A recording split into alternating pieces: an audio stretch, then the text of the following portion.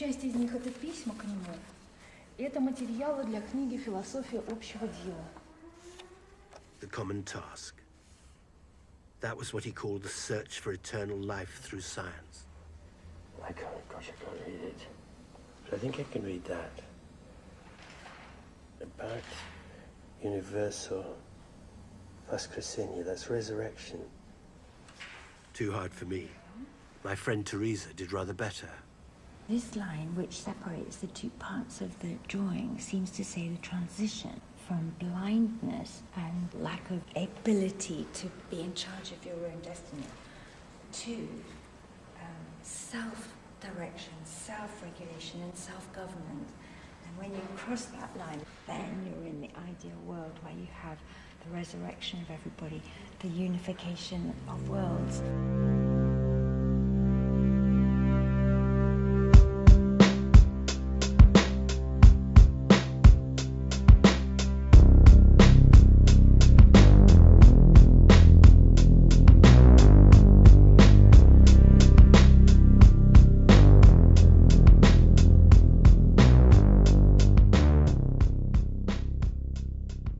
Self-resurrection of man. Oh.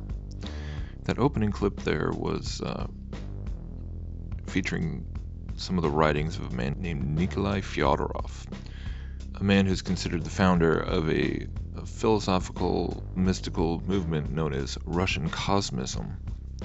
Now, I'm actually pretty excited to share this information with everyone because if you're really at all interested in the kinds of things that I've been putting together in all these videos, and especially sort of the common theme that runs through a lot of them in terms of how all this stuff fits into Bible prophecy and looking at it through a biblical and eschatological lens, and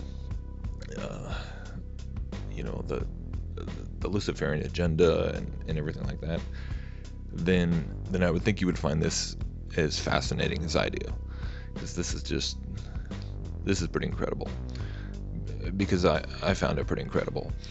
I came across this whole topic of Russian Cosmism when I was doing research for the video I did on the prophets of sci-fi, and when I was basically looking for, when I was doing research into the early pioneers of exploring the ideas of space travel, and whether through science fiction or through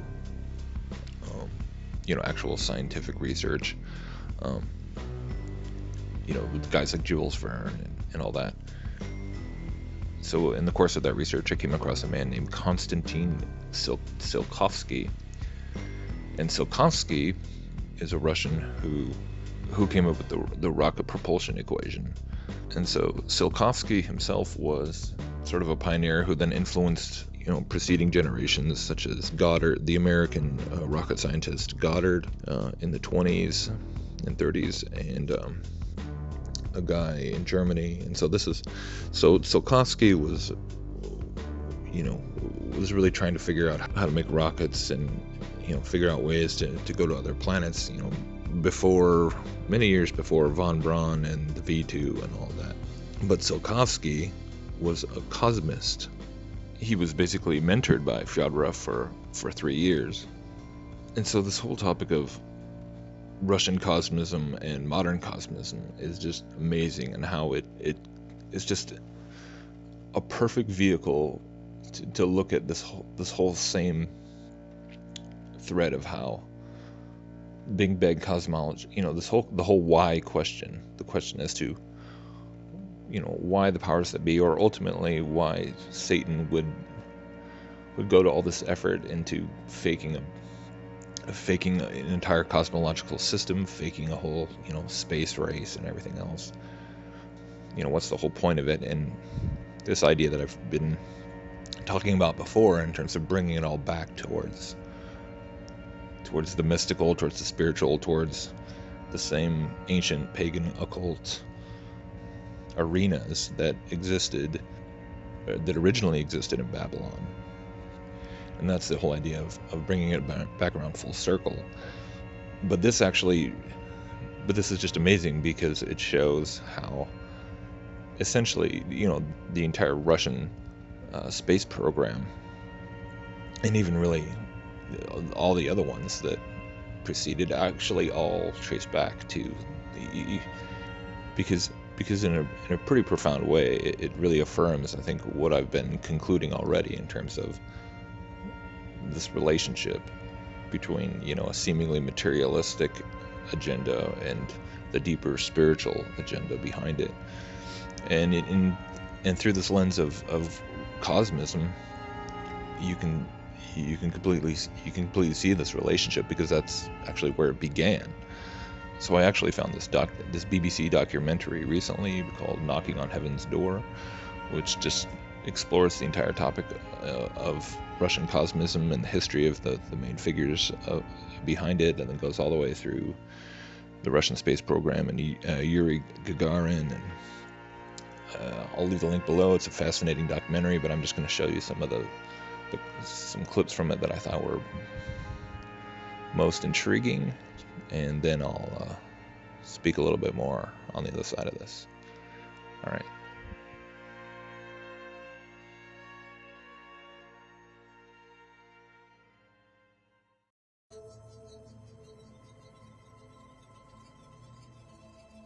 Он писал, как будет развиваться человечество, все, как станет более умный, более добрый, более счастливый. Вот так. В основном он про это писал и призывал всех расселяться в космосе, чтобы там жить более счастливо. Федоров считал, что наука должна помочь воплотить Божий замысел о спасении человечества и его воскрешении.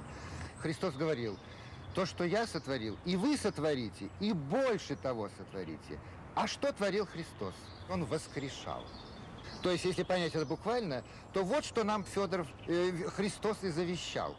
Не ждать как мистического события воскрешения, а самим пойти навстречу Бога, исследовать проблему борьба со смертью, бессмертие, воскрешение. Космос – это только инструмент, это цветочки, это как бы мелочь. Существенно она поражает его пророческой состоятельностью. In the optimistic aftermath of Gagarin's flight, building accelerated on a new town in the Siberian forest. It's called Akademgorodok. Artyom was taking me to Izrika, a research institute where the DNA of Tsiolkovsky and Fyodorov has survived everything. Do you know much about Izrika itself? I know what my mom's been doing. What's that? She's been trying to figure out ways of distant communicating between human mind and other cosmic consciousnesses in the universe.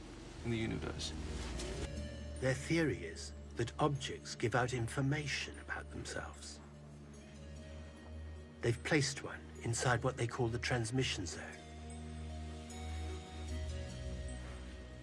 And there is the receiver.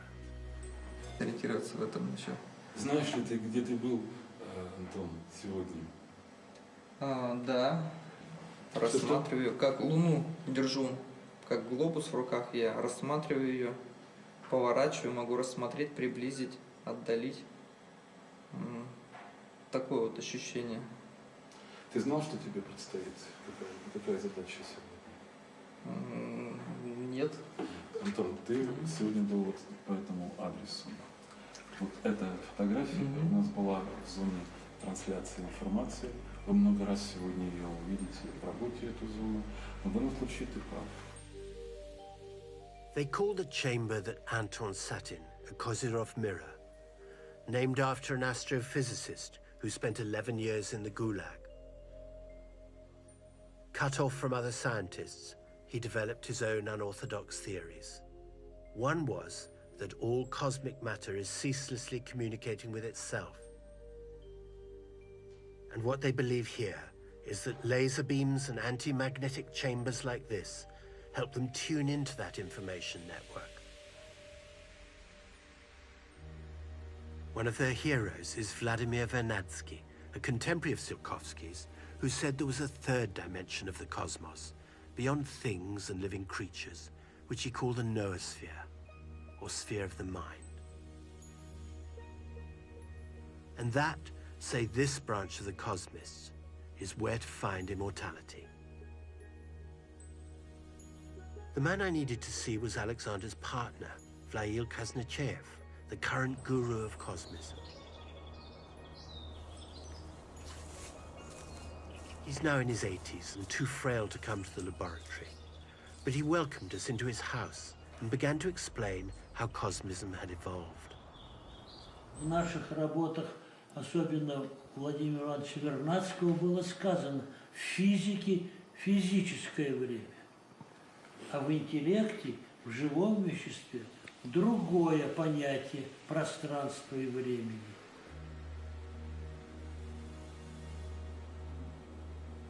В наших работах в Институте космической антропоэкологии пытаемся понять, как человеческий интеллект связан с полями космическими.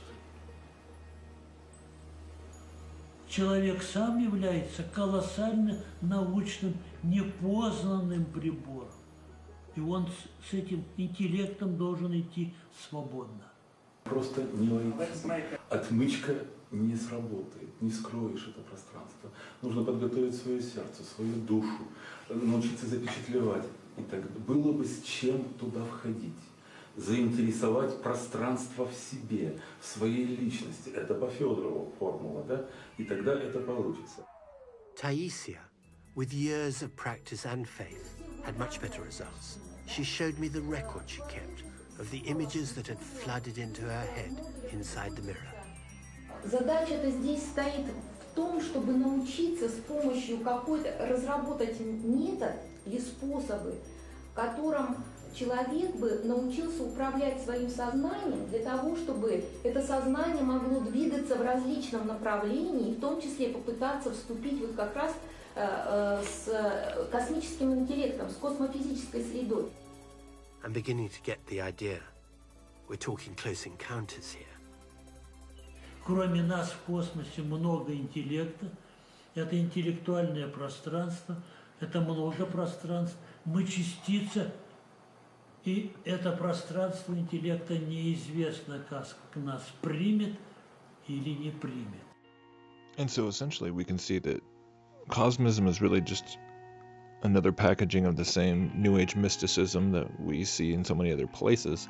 And it just perfectly serves to highlight the relationship between the evolutionary dream of space travel and transhumanism.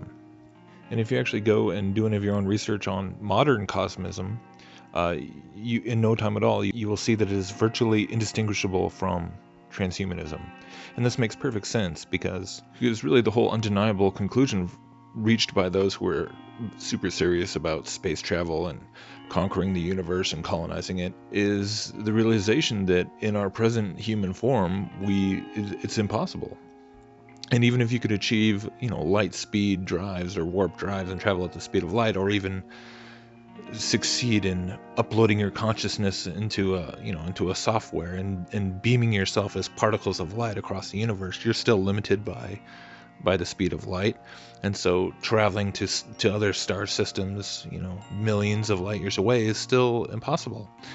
So what it implies is the necessity to transcend time and space altogether and to evolve, to spiritually evolve, to metaphysically evolve, which brings it right back around to the issue of higher dimensions and the noosphere being the highest dimension being that of pure consciousness. And you're right back into all the sacred sciences and the esoteric and the whole New Age message. Just once again, it just shows how these seemingly materialistic paradigms inevitably push people back around full circle to that ancient Babylonian mystical forbidden fruit of Satan's promise of immortality, of becoming God. And this is what so many people who are investigating transhumanism are concluding as well, in terms of it relating to the mark of the beast. It's like on a genetic level, connecting humanity to a spiritual dimension and the false promise of Godhood. So hopefully you found this as interesting as I did. Thank you.